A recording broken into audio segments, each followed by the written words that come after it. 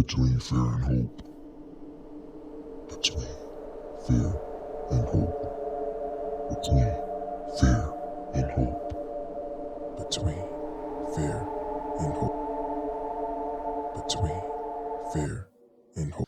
Today, I want to talk about an issue that we have in the black community regarding a lot of the legislation that's being passed in Tennessee, and some of the blatant racist things that's happening. So, two black Democratic representatives were stripped of their seats um, at the House of Representatives for attending a protest with their white colleague who didn't face any consequences. And not only that, they were kind of chastised for doing it in public. Something that they themselves, or one of them, Justin, it was two Justins.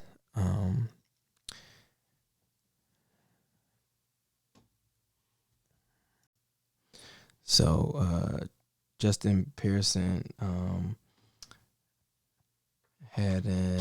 was interviewed by MSNBC, and this is what he had to say. The other Justin was also interviewed on Democracy Now! I have that listed on my TikTok, so you can go to my TikTok at Try and Elevate, TRONELEVATE, to see what he said. But I'm going to play Justin Pearson's.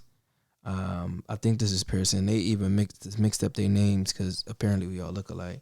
So they even mixed up his names in the when they put his name up during the speech he gave at the actual hearing. But this is the speech he gave to MSNBC. They too are seeking to expel right before I speak and before they work to expel me, which I expect to happen too. We are losing our democracy. This is not normal. This is not okay. If you look at what it takes to expel a member, or what it should take, most of the times that a member in the Tennessee State Legislature have gotten expelled, in the last two times in particular, one, the guy committed sexual assault against 22 people. The other committed bribery. We broke a House rule because we're fighting for kids who are dying from gun violence and people in our communities who want to see an end to the proliferation of weaponry in our communities, and that leads to our expulsion. This is not democracy. This is not what it is supposed to look like, and everybody needs to be very afraid and very worried that there are people in positions of power who are using and wielding that power to expel people who are duly elected to their seats. We came here to fight for our constituents. We came here to lift up the issues of people who are suffering. Now, I'm pro Second Amendment. I do think that there could be a few things to tighten up gun laws in America. But I also realized that the issue is with crime. It's not with freedom to own rifles and things of that nature. Criminals are always going to find a way to get their hands on weapons. From the hood, I'm from Philly. You know what I'm saying? I know a lot of young boys running around here with 30-shot handguns. And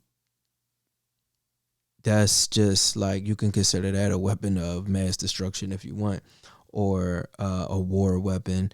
And those, I think there are things like the way that these are being sold as incomplete guns, and that you can modify them. They come with manuals on how to modify them. Now, things like that, I think those are loopholes that are being exploited that allow criminals to get guns. But also we have to realize that black people don't own no boats. We don't own no boats. We don't own any gun manufacturing plants. A lot of the jobs in general in America are shipped overseas, but America has a tight grip on the weapons and where they end up. A lot of them end up in the hands of the cartel, which make it easier for criminals to get their hands on them. That's a problem with the government. That's not necessarily a problem with the gun laws. It's a problem with the government and our representatives being crooked. Like he's mentioning now, a lot of them are crooks. A lot of them have records. One of them assaulted one of these guys and was not reprimanded. Of course, he was white. One of the brothers came in and was videotaping some nonsense that the white boy was doing, and not only did he knock the phone out of his hand, he assaulted him. Nothing happened to him. And this is the same guy who made some slick remark about the 3/5 rule, how black people are only 3/5 of a person in the Constitution, no reprimandation. You know what I'm saying? And these brothers went to a protest to fight for something that not only they believed in, but also their constituents believed in. They are representing their power to the people. This is they both are in two of the most diverse counties in their area in Tennessee. So it's not, I mean, of course, whenever you fall into this whole multicultural thing, a lot of times it's not really good for black people. So, but it's not about identity politics at this point. You know what I'm saying? The bottom line is that if they were not black, they would have not been reprimanded because, like you said, these politicians have criminal records and nothing is being, you know what I'm saying? It's happening to them. One of them admitted to assaulting a child. Nothing happened to him. So I'm going to continue. Died in Nashville at the Covenant School. 3 were 9 years old. But instead of focusing on that, Representative Jones, Representative Johnson, and myself are being expelled from the State House because we said we cannot do business as usual. No one should be wanting to operate as though this is not happening, as though we are not living in a gun violence epidemic in the state of Tennessee. And the solutions that are being offered is actually to reduce the First Amendment rights of people who speak up on behalf of their constituencies, who speak up on behalf of people who are tired of the guns, who are tired of seeing legislation being passed that lowers the age for you to carry, tired of seeing legislation being passed that says you don't need a permit, tired of legislation being passed that says if we give teachers guns, that's somehow going to fix the problem. People are tired of these non-real solutions to a real problem that we are suffering from. I've lost a classmate this year from gun violence. My mentor died last year from gun violence. We are dealing with a gun violence epidemic, and the resolution is not to silence the voices of people who send us here to the people's house to speak with them and for them. It is to make sure we do just legislation. It's to make sure we fight for red flag laws. We fight for good storage laws. We fight to make sure that this is a democracy and maintains its democratic principles. But that's what's being lost today. And so every Tennessean needs to be very concerned that we are not in a democracy. And across the United States of America, there has been no House members who have ever been expelled for exercising their First Amendment rights in a peaceful protest. This is a first in American history, and we are losing our democracy to white supremacy. We are losing our democracy to patriarchy. We are losing our democracy to people who want to keep a status quo that is damning to the rest of us and damning to our children and unborn people. It is no coincidence that the 2 youngest black lawmakers in the state of Tennessee and 1 or 2 women are on trial today. That is not accidental. This is what happens when you lose democracy. Well, all 3 of them were on trial, but only these 2 were reprimanded. They both lost their seats. They are 27, one of them 27, one of them 28. The white woman, is 60, and she still has her seat. This is what we are fighting against and must stand up against as legislators and as people and as citizens across this country, because it's starting in Tennessee, but it won't end here. How painful has this last week been to be a member of this body, and instead of talking about those dead children, dead people, to be focused on maybe something that none of you expected before? You know, it is painful to be a member of this body because of the silences that the members of this body take. The silence on gun reform, the silence on actually doing things that protect communities and make us safer, the silence about expanding healthcare access, the silence about doing things to ensure all children have equitable educational opportunities, the silence about the lynchings that are occurring in our state due to police brutality. We are tired of the silence that is going on in this place. And I'm not going to play the whole thing, but basically, we know that America is 2 Americas, and the America that they come from, and, him looking the way that he looked, black with this afro, they was looking for an excuse to get rid of him.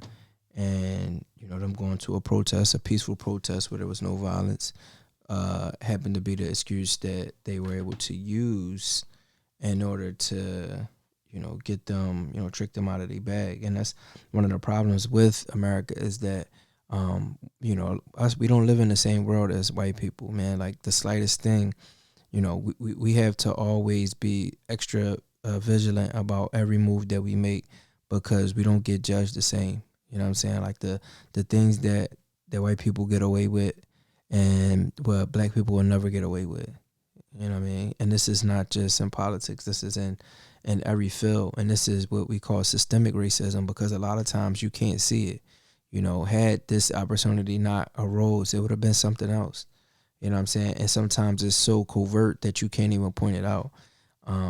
And you know, it's plenty of situations where a lot of times when black people go into these situations, we always have to question, was I good enough? Did I do this right? Did I do this wrong? Because we're overly scrutinized for every little thing. Me, I'm in the field of science.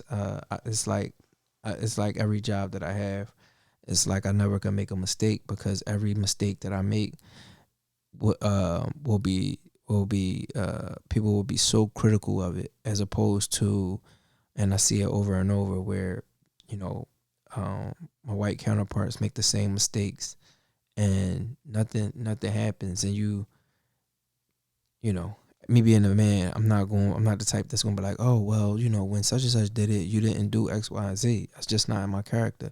So a lot of times I ended up just either having to find new jobs or you know, just call people out blatantly, like, you know, you didn't say nothing about this, and I think you have biases, or I think you're racist. And it's not just that. A lot of times women in science have a chip on their shoulder, and they treat men differently because they feel like they're a minority. A lot of people say that affirmative action benefited black people, but it mostly benefited white women, especially in my field. And a lot of times they feel they have like these intense feelings because the sciences, biomedical research, is dominated by white men. So a lot of times they work their behinds off and they don't get the recognition that their male counterparts get. But feminism teaches women that men are the problem, and a lot of times they don't realize the fact that I'm a man, but I'm black. So being a double minority, I'm not a part of that power system that you feel like is oppressing you, but still I received the backlash. You know what I mean? And it's just something that's just all too common. The white lady who they said is going to the white lady they said that they was at the thing with, they are going to she said she was going to fight to help get them back into their seats, and we'll see. A lot of people have been protesting. Dr. Umar Johnson is they're protesting as well. He's in PA right now, but he spoke on this topic. And we have to come together. And a part of us coming together is we have to fight specifically for things that affect black people. Specifically, because a lot of times when we get caught up in all of these other things, just like Kamala came into office, she like, oh, I'm gonna do something. I'm not going to only do things that benefit black people, but that's what we need. You know what I'm saying? The civil rights movement, we've been fighting for. I mean, just think about civil rights. Like, to civil is just to be accepted. You know what I mean? To be civil towards somebody should be a human right. But just think about the fact that we just asking for people to treat us with the basic level of decency. And this is a movement that's been over 60 years old in America, and people still feel like racism is dead, and it's alive and breathing, and it's unfortunate. So I say that we need to unalign ourselves with all of these other agendas, because they muddy the water so much that we end up getting legislation passed for everybody but ourselves. Everybody. And then a lot of times the agenda, we can't fight, like I think the Bible says it, you can't serve two masters, right? And the Quran says something similar as well. You can't serve two masters. So if you take something like the Black Lives Matter movement, for instance, right? They try to get Dr. Umar Johnson taken off of a panel that they both going to be in, I think, in Pittsburgh. because they said that he is homophobic, right? Now, the thing about when you label people with these terms is if you call every little thing homophobic, then nothing is homophobic, right? And this is a tactic that the left uses a lot, is labeling things as being homophobic. Like, for instance, a similar thing happened with what's the boy in Canada, Jordan Peterson, right? Where a lot of the LGBT community would not would deny a spot on a panel in a discussion about legislation that's being passed in Canada that would compel people to use the pronouns that they choose, right? Dr. Jordan Peterson denied. He said he won't be forced to use words that people prefer because that encroaches on his First Amendment right, as well as other things. It's a dangerous and slippery slope. Now, the LGBT community, some people from the LGBT community, that's and the higher ups, the leaders of organizations, refuse to join a panel because he was there, and they felt like he shouldn't have a platform. And the problem with that is when we say that your opinion is so dumb, basically, that we don't want to dignify it by giving it a platform, you are not allowing for a conversation to happen. When a conversation can't happen, that's when you get the bigotry and the hatred, or the perceived bigotry and hatred. Because if you have something, I remember on Piers Morgan's show, he mentioned that it's over, that some study came out and they said it's over, like, let's say 10,000 different terms to be, or terms to be used in place of genders, right? So it's an astronomical number. Now, if we don't have a platform for people who challenge that, and there's only one narrative, and you just want everybody to accept it, then a lot of people are going to walk around ignorant because they weren't allowed to have the conversation, right? And out of fear of not being able to have the conversation, people are going to stop trying. And then it's just going to become a thing where people are being accused of being hateful, but in fact they're just ignorant. Where you can say, "Oh, I prefer to be called they," and because there was no platform for you to explain that, people didn't know, and now you feel like this person is being disrespectful, and they're really just ignorant of the fact, right? So when you start to try to strip people of platforms because your views don't align, you get only one side of the story. And that's an issue for the Black Lives movement, because Black Lives Matter is part of their bylaws and their agenda is to fight for gay rights, right? And trans rights. And if you are going to say that you're not going to share a platform with someone who is also actively fighting for black rights, then you're putting for lack of better words, the gay agenda ahead of the black agenda. And that only hurts us. It doesn't help us. So therefore, when it comes to fighting for civil rights and anti-black legislation, we have to put aside all of these other things. We can't fight for abortion, and we can't fight for. I'm not saying that we can't, but not in the same breath. You know, we have to separate these things and get real specific, because it's not a lot of time and it's not a lot of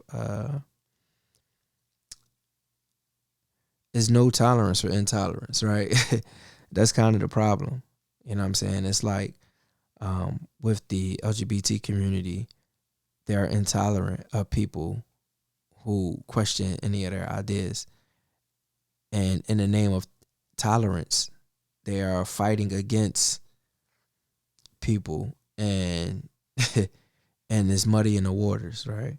So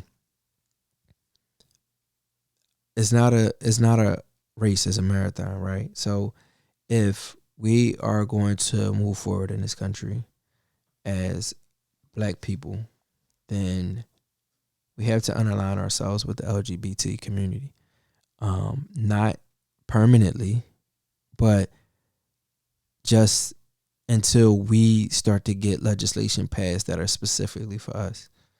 Since Obama was president, there has been no legislation passed that specifically attack the issues that are important in the black community. There has been there have been laws to pass that benefited the Asian community, the LGBT community, the Jewish community, of course, and so on and so forth. Everybody except us. We have to, the same way that these politicians are holding the black vote the hijacking the black vote and holding it hostage, we need to do the same. We need to put so much pressure on them to the point where we say, we're not going to vote for this party until we get X, Y, Z. And we have to allow them to believe that maybe we won't even vote at all. So that when it comes down to it and they feel like, all right, black people are not going to vote unless they get these things.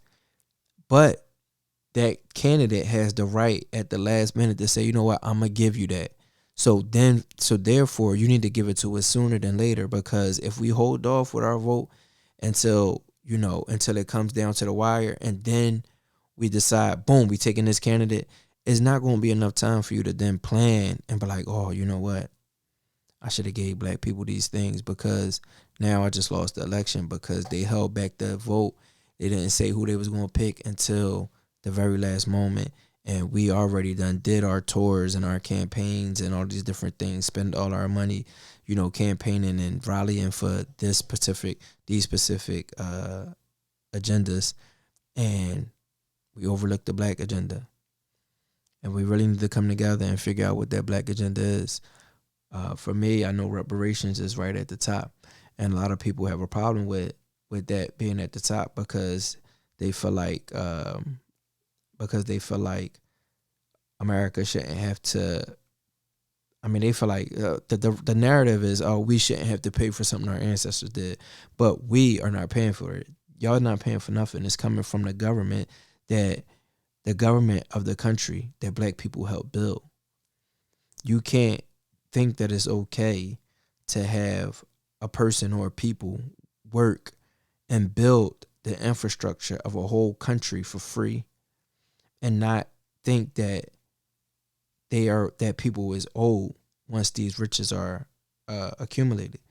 Everybody else got their reparations. When the Chinese built the railroad and they were being discriminated, America turned around and gave them their reparations. Europe turned around, or Germany turned around and gave Jewish people their reparations. Asians just got all of this money with the Asian hate crime bill. So that's another form of reparations. So why is it that everybody is always okay with reparations when it comes to everybody else except black people? That's I really don't understand that. And people really don't think that they don't have these implicit biases or that they're not just blatantly racist. I just really don't understand it. But it's not for me to understand. Bottom line is San Francisco was already toying with paying certain members a certain amount. I don't think that it should be cash. I think that it should be some type of infrastructure. The things that, Dr. Umar is very good at articulating the things that lead to building black wealth. And we had several examples that, like Black Wall Street, Greensboro, I think the other one was called, but a couple of different townships that flourished. We had our own hospitals, our own banks, our own. We need Port Authority. We need to establish this is what I really think we need, and this might be a little militant, but Marcus Garvey was on it. We need a fleet of ships. This is what the Germans did for the Jews as well. We need a fleet of ships so that we can then begin to build relations back on the continent and set up our own trade market. The same way the Chinese have, right? The same way everyone has. Chinese, Saudis, Egyptians, people in the Middle East, they all have a direct route back to that country where they're able to provide for a specific market. The Chinese are a very good example of this because they do this in every country that they go to. They set up a market. They set up a supply and a demand chain that's exclusive, and they keep the money in their community. We need to feed the ships. We need to self-police ourselves. The Native Americans have a great model for that, where they police themselves. We need self-police, or at least the ability to choose and elect police in our community. We need police to practice with malpractice insurance. We need insurance. They need to have, just like a hairstylist, just like a therapist, just like a doctor, just like even a barber. You have to have some type of malpractice insurance, whereas though your negligence leads to damages or life being lost, the insurance company is then responsible to both carry out the investigation, which they're going to do very thoroughly, and then cash out accordingly. We need, like I said, port space, ships. We need military. We need to build a military. And it doesn't have to be like I know people want to think that's real radical, but at the same time, we need to, just like how the Nation of Islam had the vanguards, we need to be serious about that, because when we have these atrocities happen in our community, where where foreigners are coming in and disrespecting our people and physically assaulting our people, the police comes in. If we have our own police, they could come in and handle those things, but we have to be able to, in a government that only sees us as 3/5 of a people, that a government that's becoming more and more militarized, we need to have some type of defense for our communities. We need our own space. We need our own land. We need our own agricultural system to be able to feed and to be able to feed ourselves. We need our own educational institutions. We need to be able to educate our own people. One of the things about segregation was that when we were segregated, we had our own schools. All our teachers were black. We excelled. We didn't just thrive, we excelled. We didn't just survive, we excelled. We thrived. We had schools that was predominantly black. Teachers, principals, students. We need our own wealth building institutions, whether that's a bank or, whatever. We need those. So the economy is very terrible right now. It's probably not going to be, the financial side of it is probably not going to be that lucrative. The dollar is not going to be worth nothing. So they probably are this is probably the time where they're going to put reparations back on the table, because the dollar isn't worth much. So we can't allow them to just cash us out. Oh, we're going to give y'all $1 million a piece or $2 million a piece, and that's going to be the end of it, because the dollar is not worth nothing. We'll be done ran through that $1 million in less than a year, 2 years, and be in the same situation that we in. One of the things that Dr. Umar mentioned, which I think is a little far-fetched and that we won't be able to do, is that the all-black music needs to be relinquished from the Jewish people and given to our people. And we need a group of lawyers to go back and look at all of the contracts and point out all of the exploitations and be cashed out accordingly. We shouldn't just rely on money from the government. This money should become in every instance where black people were exploited, whether that's the inventions, all of the inventions that we didn't get credit for, the arts and the music that we don't get credit for, the buildings that we built, we need credit for. So, and the most important thing is that trade line, that trade route, that port authority, to be able to create our own supply and demand chain. So this is my rant. This is between fear and hope. Let me know what you think in the comments. Like, subscribe, and share. Thanks.